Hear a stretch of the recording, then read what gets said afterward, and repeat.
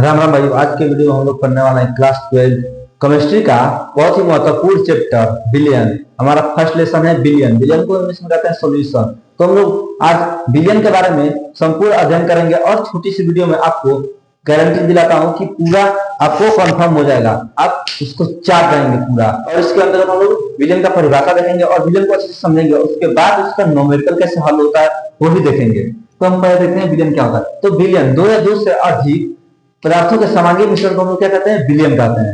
दो या दो से अधिक मतलब दो अलग अलग पदार्थ एक में मिश्रित होकर एक नया बनते हैं और वो समान मात्रा में उसमें घुला हो, समान मात्रा में एक दूसरे में वो मिश्रित हो गया हो। जैसे मान लीजिए ये पानी है, ये पानी है, इसमें हम लोग क्या करते हैं कि चीनी बोलते हैं, चीनी। इसमें हम चीनी डालते हैं तो वो चीनी इसमें समान मात्रा में घुल जाता है, मतलब सभी इसमें घुल जाते हैं और वो दिखते नहीं है, तो मतलब समान मात्रा में घुल गया है, तो वो समांगी मिश्रण है। और एक मिश्रण क्या होता है, विषमांगी मिश्रण। मिश्रण दो प्रकार का होता है ना, एक समांगी और एक विषमांगी। ये समांगी मिश्रण होगा तो ही वो विलयन होगा, और अन्यथा वो विलयन नहीं होगा।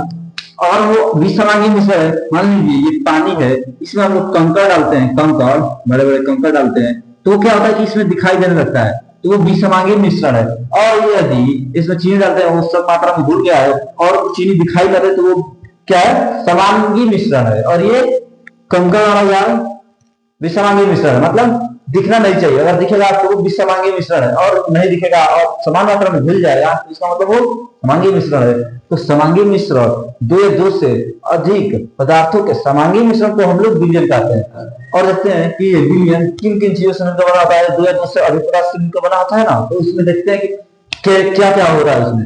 तो हमारा इस विलयन है, ये क्या है, ये विलयन है ना, इसमें क्या क्या घोला गया है, चीनी और ये पानी में घोला गया है। तो चीनी की मात्रा इसमें कम है और ये पानी की मात्रा कितनी है, चीनी की अपेक्षा ज्यादा है, मतलब वो ज्यादा है चीनी की अपेक्षा।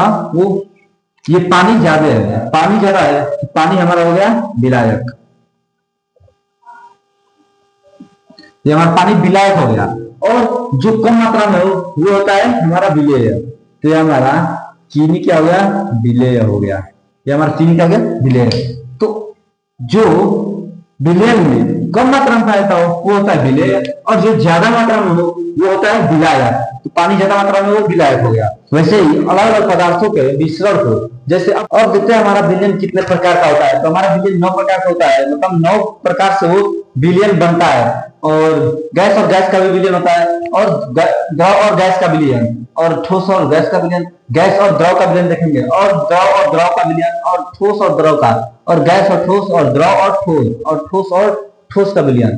देखते हैं कि गैस और गैस का विलयन क्या होता है। तो इसमें क्या क्या होते हैं, गैस इसमें कौन सा है, O2 और नाइट्रोजन का मिश्रण, मतलब ऑक्सीजन और नाइट्रोजन का मिश्रण जो होता है, और समांगी मिश्रण होगा, समान मात्रा में अब उसमें घुले हुए हैं, नाइट्रोजन और ऑक्सीजन मिश्रित है एक दूसरे में और समान मात्रा में मिश्रित है, तो हमारा क्या है, वो विलयन है। तो विलयन में O2 क्या है, हमारा ऑक्सीजन, वो गैस है, और ये नाइट्रोजन क्या है, ये भी गैस ही है। तो गैस और गैस का विलयन हमारा हो गया। और हमारा दूसरा होता है द्रव और गैस का विलयन। द्रव और गैस कैसे एक दूसरे में मिले होते हैं, तो नाइट्रोजन गैस में क्लोरोफॉर्म का मिश्रण करना। नाइट्रोजन जो गैस होता है उसमें क्लोरोफॉर्म हमारा क्या है, वो द्रव है, हमारा द्रव के रूप में क्लोरोफॉर्म होता है। अब दूसरे दोनों को एक दूसरे में मिश्रित करेंगे तो हमारा हो जाएगा वो द्रव और गैस का विलयन। और हमारा तीसरा है ठोस और गैस का विलयन। तो इसमें नाइट्रोजन गैस में कपूर का विलयन, मतलब नाइट्रोजन जो गैस होता है उसमें कपूर और अंडा देंगे तो हमारा क्या होगा, ठोस और गैस का विलयन। तो इसमें ठोस क्या होगा, इसमें कपूर ठोस होगा और नाइट्रोजन इसमें गैस होगा। और हमारा चौथा है गैस और द्रव का विलयन, तो जल में घुली O2। अब आप सोचेंगे कि द्रव और गैस का विलयन कैसे हो सकता है, ये हो कैसे सकता है, पानी में अगर हम हवा डालेंगे तो ऊपर आ जाएगा बल्ब में, वो कैसे होगा। तो हमारा वो भी होगा। विज्ञान में कुछ भी असंभव नहीं है, सभी संभव है। कैसे होगा कि जैसे आप देखते होंगे पानी में ऊपर ऊपर बुलबुले जो बनते हैं, तो बुलबुला क्या होता है, वही तो ऑक्सीजन होता है, उसमें वो ऑक्सीजन की वजह से वो बुलबुले बनते हैं। और वो बुलबुले छोटे छोटे होंगे तो उसको हम लोग क्या कहेंगे कि पानी और गैस का विलयन। तो वो क्या होता है, पानी और गैस का विलयन। तो आप याद रखिएगा कि जल में घुली O2 मतलब ऑक्सीजन, जल में वो घुला रहता है ऑक्सीजन, और वो समान मात्रा में घुला रहता है, तो हमारा गैस और द्रव का विलयन हो जाता है। और हमारा पांचवा है द्रव और द्रव का विलयन, पानी और पानी का विलयन। जल में घुली हुई C2H5OH मतलब एथेनॉल, C2H5OH मतलब होता है एथेनॉल, ये सूत्र है एथेनॉल का। और इसको हम लोग क्या कहते हैं, एथिल एल्कोहल भी कहते हैं। एल्कोहल मतलब पता ही होगा ये एथेनॉल क्या होता है, एथिल एल्कोहल क्या होता है, तो वही होता है जो आप सोच रहे हैं। क्या होता है हमारा शराब, शराब हमारा होता है एथिल एल्कोहल, एथेनॉल, और इसको ही पीने योग्य बनाया जाता है और यही पीने योग्य होता है और इसी को लोग पीते हैं। तो हमारा उसमें क्या करते हैं, केवल शराब नहीं पीते, उसमें क्या करते हैं पानी भी मिलाते हैं। तो हम पानी मिलाते हैं तो शराब और पानी एक दूसरे में समान मात्रा में घुल जाते हैं, मिल जाते हैं और उसके बाद उसको पीते हैं। अगर केवल वही पीने लगे तो पता चलेगा बाकियों की तरह आप भी ढाल झिलना पाएंगे, तो आप भी किसी रास्ते पर ढिमला ही रहेंगे। तो आपको ये नहीं करना है, क्या नहीं करना है, आपको शराब नहीं पीना है और रास्ता पर नहीं गिरना है, रास्ते पर नहीं सोना है। क्या करना है, शराब नहीं पीना है। तो हमारा C2H5OH नहीं पीना है। इथेनॉल को हम लोग को सेवन नहीं करना है, क्योंकि इथेनॉल का सेवन वही करते हैं जिनके पास बुद्धि का अभाव रहता है, जिसके पास बुद्धि नहीं होती है। आप अगर पढ़े लिखे हैं तो आप ये शराब पियेंगे ही नहीं। अगर आप पढ़े लिखे नहीं है, अनपढ़ हैं, अनपढ़ लोग ही शराब पीते हैं और सरकार उसको पिलाती भी है। और उससे जितना भी पैसा होता है, गरीब के पास तो पैसा होता नहीं है, जो भी होता है वो सरकार शराब के रूप में लेसा ले लेती है। और अमीर अमीर इसलिए रहता है क्योंकि वो ये सबसे दूर रहता है, नशे से दूर रहता है, इसलिए वो अमीर है। उसकी सोच अमीरों की जैसी है तो वो अमीर है। और गरीब की सोच इन्हीं सभी फालतू चीजों में रहती है, इसलिए वो अमीर नहीं होता। क्यों, क्योंकि उनको फालतू चीज में इंटरेस्ट होता है। जैसे मान लीजिए शराब का सेवन वही करते हैं जो फालतू काम करते रहते हैं, जिनका कोई एम नहीं होता, वही ऐसे फालतू काम करते रहते हैं। तो ये आपको नहीं करना है, ये हमारा गलत है, ये नहीं करना सेवन इसका। तो हमारा द्रव और द्रव का विलयन, तो हमारा एथेनॉल में मतलब शराब में हम लोग पानी डालते हैं तो पानी समान मात्रा में घुल जाता है, मतलब मिश्रित हो जाता है और वो समान मात्रा में होता है, जैसे समांगी मिश्रण है। तो हमारा क्या होगा कि जल, और ये जल क्या है, हमारा द्रव है, और C2H5OH शराब क्या है, ये भी द्रव रूप में होता है। तो द्रव द्रव का विलयन हमारा हो गया। और हमारा छवा क्या है, ठोस और द्रव का, मतलब ठोस और द्रव का विलयन कैसे होता है, तो जल में घुला हुआ ग्लूकोज, मतलब जल में पानी में हमारा ग्लूकोज होता है, तो ग्लूकोज हमारा क्या है, ठोस है, तो वो हमारा क्या है, ठोस है, और दोनों का विलयन होता है। या फिर हम यहाँ पर चीनी भी लिख सकते हैं कि पानी में घुला हुआ चीनी, या फिर जो भी चीज नमक भी कर सकते हैं, ठोस होता है और वो पानी में घुल जाता है, मतलब द्रव में घुलते हैं तो वो घुल जाता है और समान मात्रा में घुल जाता है, तो वो हमारा हो गया ठोस और द्रव का विलयन। ये हमारा क्या हो गया, ठोस और द्रव का विलयन। और हमारा, और अधिकतर हम लोग ठोस और द्रव का ही विलयन पढ़ते हैं, हम अधिकतर ठोस और द्रव का ही विलयन पढ़ते हैं। और हमारा सातवां क्या है, गैस और ठोस का विलयन। तो इसमें हाइड्रोजन का पोलेडियम में विलयन, पोलेडियम में विलयन हाइड्रोजन का। तो हाइड्रोजन क्या है, हमारा गैस है, और हमारा पोलेडियम क्या है, वो ठोस है। तो दोनों आपस में मिलके मिश्रित होते हैं वो समान मात्रा में, तो हमारा तो क्या होता है, गैस और ठोस का विलयन बनता है। और हमारा क्या है, आठवां द्रव और ठोस का विलयन। तो द्रव और ठोस का विलयन कैसे होता है, तो पारे का सोडियम के साथ अमलगम, मतलब हमारा पारा क्या होता है, ये द्रव लिक्विड अवस्था में पाया जाता है, ये हमारा द्रव अवस्था में पाया जाता है पारा हमारा। तो ये हमारा क्या है, द्रव है, और का सोडियम के साथ अमलगम, मतलब ये सोडियम का ये ठोस अवस्था में होता है। तो ये दोनों का एक साथ अमलगम जब होता है तो हमारा कौन सा विलयन बनता है, द्रव और ठोस का विलयन बनता है। और नौवा है ठोस और ठोस का विलयन, मतलब आप देखेंगे कि बर्तन आता है तो उसमें क्या करते हैं, दो अलग अलग पदार्थ मिलाते हैं, मतलब दो ठोस मिलाते हैं और उसको पीट कर बढ़िया से बनाते हैं, ठोक ठाक कर हमारा वो बर्तन बनता है। उसमें कार्बन की मात्रा भी होती है, तो उसमें क्या क्या बनता है, शुद्ध स्टील वो नहीं रहता है, तो उसमें कार्बन भी होता है, क्योंकि कार्बन अगर नहीं लगाएंगे हमारा वो बर्तन काला हो जाएगा, और अगर कार्बन अधिक मात्रा में लगा देंगे तो भी काला हो जाएगा। तो वो समान मात्रा में उसमें मिलाते हैं और वो हमारा क्या बनता है, ठोस और ठोस का विलयन। हमारा बर्तन आता है वो सभी ठोस और ठोस का विलयन भी होता है। तो हमारा तांबे और सोने में विलयन, तांबा होता है और सोना दोनों को आपस में मिक्स कर देते हैं, वो हमारा होता है ठोस और ठोस का विलयन। तो ये आपने देख लिया कि विलयन 9 प्रकार के होते हैं, ये सब देखें आप, और इसका उदाहरण देख लिया कि इसमें उदाहरण क्या क्या होते हैं। अब देखते हैं कि विलयन किन किन चीजों से मिलकर बना होता है। तो हमारा विलयन 2 चीजों से मिलकर बनता है, आपको पहले ही बताएं कि क्या होता है। पहला विलेय, विलेय, और दूसरा हमारा होता है विलायक इक्वल टू बिलियन। ये हमारा होता है बिलियन। विलय और विलायक को मिलाएंगे तो हमारा बिलियन बनेगा, ये आपको पता ही है। अब इसको हम लोग देखते हैं इसका न्यूमेरिकल कैसे सॉल्व करते हैं। तो न्यूमेरिकल इसका कैसे बनाते हैं, तो इसको मिटा देते हैं पहले। आप इस फिगर के माध्यम से ही समझ गए होंगे। अब इसका न्यूमेरिकल कैसे सॉल्व होता है ये भी देखेंगे। मेरा निकालते हैं, इसमें क्या क्या निकालते हैं, हम निकालते हैं द्रव्यमान प्रतिशत, आयनन प्रतिशत, मतलब कि बिलियन जो बना है वो उसमें कितना प्रतिशत क्या क्या उसमें डाला गया है, किस किस चीजों का वो मिश्रण है और कितना कितना वो उसकी मात्रा है। तो वही हमारा निकालते हैं। कैसे निकालते हैं, हमारा द्रव्यमान प्रतिशत में भी निकालते हैं और आयतन प्रतिशत में भी निकालते हैं। और हमारा तीसरा आयतन और द्रव्यमान के प्रतिशत में हम निकालते हैं। कैसे निकालेंगे, तो हमारा पहला आता है द्रव्यमान प्रतिशत। द्रव्यमान प्रतिशत ये इसको हम लोग प्रतिशत कहते हैं। तो हमारा द्रव्यमान प्रतिशत कैसे निकलता है, तो हम लोग वेट, द्रव्यमान मतलब क्या होता है, इसको हम लोग भार कहते हैं ना। भार को ही हम लोग क्या कहते हैं, विज्ञान की भाषा में हम लोग द्रव्यमान कहते हैं। तो भार, तो वेट मतलब होता है भार, वेट बराबर वेट बटा वेट, मतलब क्या होगा, इसमें विलेय, विलेय का मात्रा बटा क्या करेंगे, बिलियन का द्रव्यमान। ये हमारा सूत्र होता है बिलियन का द्रव्यमान, ये हमारा सूत्र हो गया। और हमारा गुणे 100, यह हमारा सूत्र होता है द्रव्यमान प्रतिशत निकालने के लिए। ये बहुत ही आसान है। और इसके बाद हम आयतन प्रतिशत देखेंगे, उसके बाद आयतन द्रव्यमान प्रतिशत देखेंगे। तो हम देखते हैं ये वेट, ये हमारा वेट और वेट प्रतिशत है। इसमें क्या करते हैं, भार के पदों में, मतलब वो ग्राम के पदों में निकालते हैं, ग्राम में निकालते हैं हमारा ग्राम में। तो इसका हम न्यूमेरिकल सॉल्व करते हैं। तो क्वेश्चन ले लेते हैं, पहले क्वेश्चन लिख लेते हैं। और एक महत्वपूर्ण बात कि बिलियन में हम आर पार नहीं देख सकते। क्यों नहीं देख सकते, वो 1 नैनोमीटर का होता है। तो उसके अणु के बीच में जो दूरियां होती है तो वो 1 नैनोमीटर का होता है, तो उसके आर पार हम नहीं देख सकते। और दूसरा महत्वपूर्ण बात कि बिलियन में प्रकाश का गमन नहीं होता है, मतलब उसमें प्रकाश डालेंगे तो वो नहीं जाएगा, क्योंकि उसमें 1 नैनोमीटर का जगह ही होता है, उसमें नहीं जा पाता है। और वो प्रकाश सीधी रेखा में नहीं जा पाता है और वो अच्छे से नहीं जा पाता है, मतलब प्रकाश का गमन नहीं होता है दुनिया से। और इसीलिए बिलियन में प्रकाश का मार्ग दिखाई नहीं देता।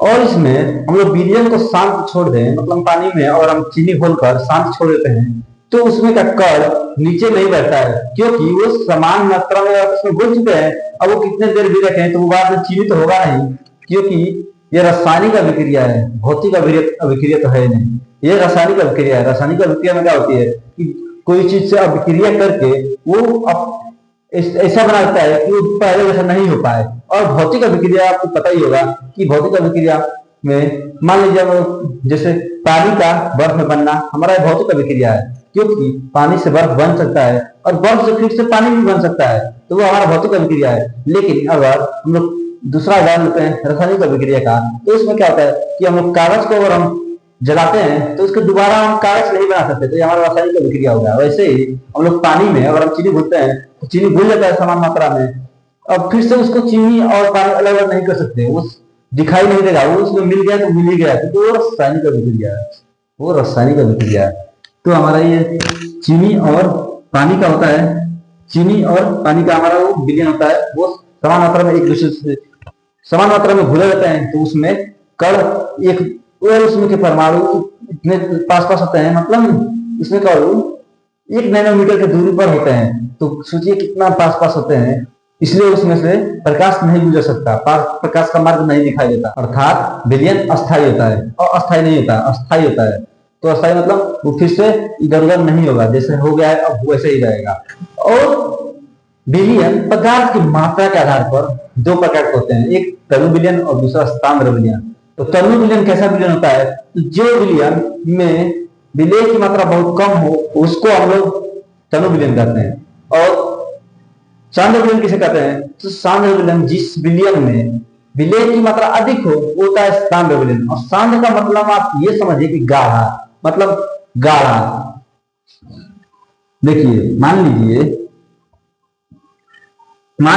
कि ये बर्तन है और इसमें पानी है, और इसमें हम लोग क्या कर रहे हैं, मान लीजिए हम लोग चीनी को ही हम लोग घोल रहे हैं, चीनी को हम लोग मान लीजिए इसमें घोल रहे हैं चीनी को, तो इसमें घुलेगा तो एक पोजीशन उसका ऐसा भी आएगा कि इसमें चीनी की मात्रा यहां तक कर देंगे तो हमारा क्या होगा कि इसमें का जो अणु होता है पानी का, वो अणु और इसका अणु दोनों मिलकर मतलब इतने पास पास हो जाएंगे, इसकी सांद्रता इतनी बढ़ जाएगी, गाढ़ापन इतना बढ़ जाएगा, इसमें और चीनी अगर डालेंगे तो हमारा इसमें क्या होगा कि घुलेगा नहीं, तो हमारा क्या होगा, इसकी लास्ट स्टेज जब होगी वन समय वो कहेगा नहीं नहीं अब मेरे में इतनी क्षमता नहीं है कि मैं और चीनी को घोल सकूं, अब रहने दो। तो ये कहेगा अरे रुको यार अभी और सांद्र बनाना है, अगर हम लोग और चीनी नहीं डालेंगे तो सांद्र नहीं बनेगा, तो इस सांद्र बनाने के लिए और चीनी डालता है और चीनी डालता है, और लास्ट में ऐसा आता है कि ये चीनी के इसमें घोलने का नाम नहीं लेगा, कहेगा अब नहीं घोल सकते हम, तब हमारा स्टेज होता है जो होता है वही हमारा सांद्र विलयन होता है, वही वो विलयन हमारा सांद्र विलयन होता है। अब देखते हैं तनु विलयन क्या होता है। तो मान लीजिए हम एक और उदाहरण, और इसी को हम लोग दूसरा उदाहरण के सहित देखते हैं। मान लीजिए ये पानी है और इसमें हम लोग चीनी को घोल रहे हैं, तो क्या होगा कि इसमें भी वो घुलेगा, और वो थोड़ा सा अगर हम चीनी घोलते हैं तो वो थोड़ी सी मात्रा में होगा तो हमारा तनु विलयन होगा, क्योंकि उसमें उसका गाढ़ापन थोड़ा कम है, ये ज्यादा इसमें है और इसमें कम है तो इस तनु विलयन होगा। जितने गाढ़ापन, अगर गाढ़ापन उसमें कम है तो तनु विलयन है, और ज्यादा है तो सांद्र विलयन है। तो आप ये समझ गए होंगे। और हमारे खान सर का उदाहरण बहुत ही बढ़िया है कि अगर हम थूक देते हैं तो हमारा तनु विलयन है, और हम खखार के थूक देते तो हमारा सांद्र विलयन है, क्योंकि हम खखार के थूकते हैं तो उसमें का गाढ़ापन ज्यादा होता है, और हम लोग ऐसा थूकते हैं तो वो तनु होता है। तो हमारा आप समझ गए तनु और सांद्र विलयन में क्या होता है। तो आपने देखा कि तनु विलयन क्या होता है। तो विलयन में अगर विलेय की मात्रा कम हो तो हमारा तनु विलयन होता है, और विलयन में विलेय की मात्रा अधिक हो तो हमारा क्या होता है, सांद्र विलयन होता है। अब इसका उदाहरण भी देख लिए। अब देखते हैं कि ये न्यूमेरिकल कैसे सॉल्व होता है। तो हम पहले देखते हैं कि द्रव्यमान प्रतिशत निकालते हैं। तो हमारा द्रव्यमान प्रतिशत कैसे निकलता है। तो हमारा द्रव्यमान प्रतिशत का सूत्र होता है विलेय का मात्रा बटा विलयन का मात्रा, और दोनों को दोनों ग्राम में और गुणे 100। यह हमारा क्या है, सूत्र है द्रव्यमान प्रतिशत का। अब इसमें देखते हैं एक क्वेश्चन लिखते हैं। तो हमारा एक क्वेश्चन है 100 ग्राम विलयन में 20 ग्राम चीनी घोला गया है, तो विलयन का द्रव्यमान प्रतिशत निकालें। कैसे निकालेंगे, तो हमारा पहले सूत्र लिख लेते हैं। इसका सूत्र क्या होता है, तो विलेय की मात्रा मतलब विलेय की मात्रा बटा क्या होता है, विलयन की मात्रा, गुणे क्या होता है 100 होता है। ये हमारा सूत्र है द्रव्यमान प्रतिशत निकालने का। सॉल्व करते हैं तो हमारा विलेय का मात्रा पहले लिख लेते हैं। तो हमारा विलेय की मात्रा कितना है, जो विलयन में कम मात्रा में होता है वही हमारा विलेय होता है। तो इसमें 100 कम है या फिर 20, तो हमारा 20 कम है तो हम 20 लिख लेते हैं। 20 बटा विलयन की मात्रा, विलयन की मात्रा क्या है 100 ग्राम विलयन, हमारा 100 ग्राम विलयन है, हमारा 100 ग्राम विलयन। अब इसको हम लोग गुणे 100 करते हैं। ये हमारा सूत्र हो गया। सूत्र के अनुसार हम लोग लिख लिए हैं, और हम लोग भाग देते हैं। 20 में हम लोग 100 का भाग देंगे तो हमारा कितना आएगा, हमारा आ जाएगा 0.2, हमारा 0.2 आएगा। और 0.2 में हम लोग 100 का गुना करेंगे, 100 का हम लोग गुना करेंगे तो हमारा क्या आ जाएगा, हमारा आ जाएगा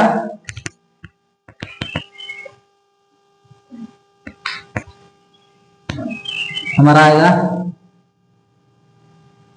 तुम्हारा क्या आ जाएगा 20। तो ये हमारा, इसको हम प्रतिशत में लिख लेते हैं। तो हमारा ये विलयन का द्रव्यमान प्रतिशत निकल गया है। इसका भार कितना है वो प्रतिशत में हम लोग निकाले हैं, तो हमारा ये भार प्रतिशत निकल गया, या फिर कहें हम लोग द्रव्यमान प्रतिशत हमारा निकल गया है। अब देखते हैं कि आयतन प्रतिशत कैसे निकालते हैं। तो आयतन प्रतिशत का हमारा सूत्र होता है, पहले आयतन को हम लोग वॉल्यूम कहते हैं, वॉल्यूम को हम लोग 20 व्यक्त कर सकते हैं। तो हमारा ये क्या करना है, हमारा निकालना है आयतन प्रतिशत। तो इसको हम लोग सूत्र बनाते हैं। तो इसको सूत्र क्या होता है, इसमें भी वही सूत्र होता है, बस इसमें क्या होता है कि वो उसमें भार में था, और इसमें क्या करना है आयतन प्रतिशत में हम लोग का द्रव्यमान कैसे निकालना है। तो हमारा द्रव्यमान निकालना है वॉल्यूम में, आयतन निकालना है। तो हमारा क्या है आयतन प्रतिशत निकालना है, तो हमारा विलेय का आयतन बटा क्या हो जाएगा हमारा विलयन का, बस उसमें क्या करते हैं भार निकाल देते हैं, द्रव्यमान निकाल देते हैं, इसमें आयतन निकाल देंगे, विलयन का आयतन। और इसको हम लोग इंग्लिश में क्या कहते हैं वैल्यूम कहते हैं। वैल्यूम को मान लीजिए भी लिखते हैं, भी निकालना है, और इस गुणे हमारा क्या होता है 100। ये हमारा सूत्र हो जाएगा आयतन प्रतिशत का। अब इसको हम लोग एक क्वेश्चन लिख लेते हैं, तो हमारा क्वेश्चन लिख लेते हैं, उसके बाद इसको सॉल्व करते हैं। तो हमारा एक क्वेश्चन है 15 ml एथेनॉल 300 ml जल में घोला गया है, एथेनॉल का आयतन प्रतिशत निकालें। तो हम सूत्र के अनुसार लगाएंगे। तो हमारा इसमें विलेय क्या है, विलेय लिखना है पहले। तो विलेय इसमें क्या है हमारा 15 ml हमारा विलेय है, क्योंकि ये कम मात्रा में 300 से कम ये है, तो हम लोग 15 ग्राम यहाँ पे लिख लेते हैं 15। और इसको वो क्या करना है कि लिक्विड में लिखना है, आयतन में लिखना है, तो हम लोग ढी लिख देते हैं बटा 300 हमारा ये विलायक है। तो विलयन हमारा दो चीज से मिलकर बनता है, विलेय प्लस विलायक। तो विलायक क्या है हमारा 300, हमारा विलेय क्या था 15, तो प्लस हम लोग 15 कर लेते हैं, बराबर हमारा क्या हो जाएगा 315। ये हमारा क्या होगा बिलियन हो जाएगा, बिलियन का आयतन हमारा हो जाएगा। तो हमारा बिलियन का आयतन बराबर 315, ये हमारा हो गया। इसको गुणे 100, ये हमारा हो गया। अब इसको सॉल्व करते हैं। तो 15 में 315 का भाग दें, तो इसमें आप लोग भाग दे दीजिएगा, तो इसमें आप लोग भाग दीजिएगा, तो क्या आएगा हमारा 0.476 हमारा ये आएगा। आप लोग भाग करके देख लीजिएगा, 0.476 ये हमारा, और क्या है गुणे 100 करना है हमको। तो हमारा 100 में गुणा करेंगे 0.476 का, तो हमारा क्या आएगा 4.76 हमारा ये आएगा। तो ये हमारा 4.76% हमारा क्या है, इसमें एथेनॉल का आयतन प्रतिशत हम निकाले हैं। हमारा 15 ml एथेनॉल कितना प्रतिशत है, तो ये 4.76% है, ये हमारा निकल के आ गया है आयतन प्रतिशत। ये हम लोग आयतन प्रतिशत निकाल दिए हैं। तो हमारा तीसरा क्या है आयतन द्रव्यमान प्रतिशत, इसको कैसे निकालते हैं प्रतिशत में, तो इसका सूत्र पहले लिख लेते हैं। हमारा सूत्र इसका होता है विलेय की मात्रा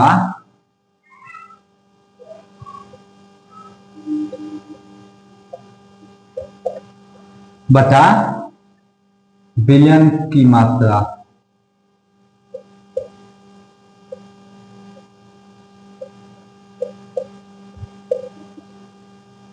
ये हमारा सूत्र होता है आयतन द्रव्यमान प्रतिशत का, और गुणे 100।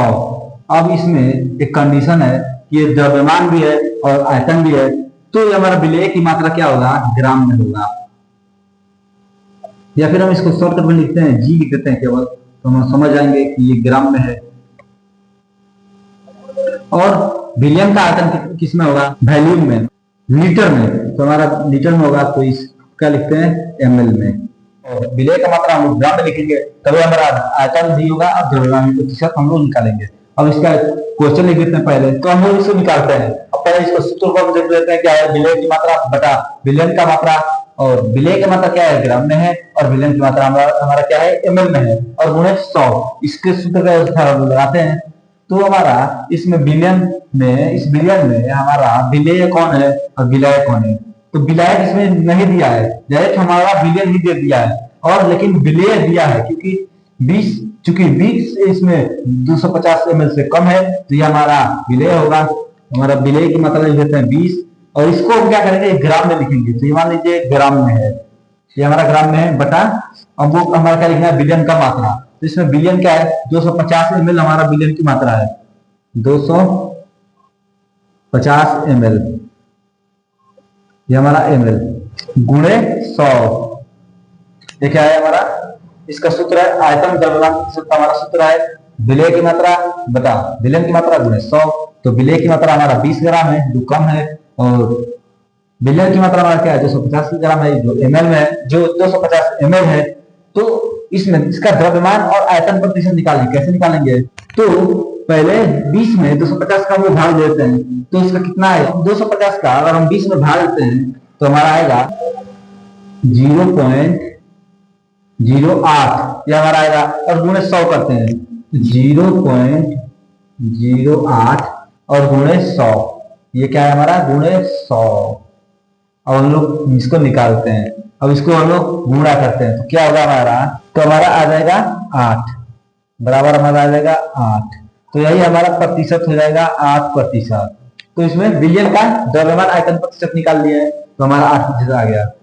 और ये 3 आपको न्यूमेरिकल बता दिया है और बहुत ही आसान है। पहले हम लोग द्रव्यमान निकालने हैं। द्रव्यमान मतलब क्या होता है, भार होता है, वेट। वेट को हम लोग W लिखते हैं शॉर्टकट में। और दूसरा क्या निकाले हैं, आयतन प्रतिशत, मतलब आयतन किस में निकालते हैं तो वैल्यूम में निकालते हैं आयतन को। और तीसरा हम क्या लिखे हैं, आयतन और द्रव्यमान प्रतिशत निकाले हैं। तो ये तीनों टॉपिक आपको समझ में आएंगे और आई होप आपको बिलियन के बारे में यानी सॉल्यूशन के बारे में पूरी जानकारी मिल गई होगी। और अगले वीडियो में हम लोग देखेंगे कि मोलरता कैसे निकालते हैं, मोलरता कैसे निकालते हैं और नार्मलता कैसे निकालते हैं। अगले वीडियो में हम लोग अच्छे से और डिटेल्स में देखेंगे। तो ये बिलियन के बारे में आपको जानकारी कैसी लगी, और वीडियो अच्छी लगी हो और वीडियो से कुछ सीख मिला हो तो प्लीज, अगर आपने सब्सक्राइब मेरे चैनल को नहीं किया है तो प्लीज सब्सक्राइब जरूर कर दें। और मिलते हैं अगले वीडियो में, तब तक के लिए राम राम।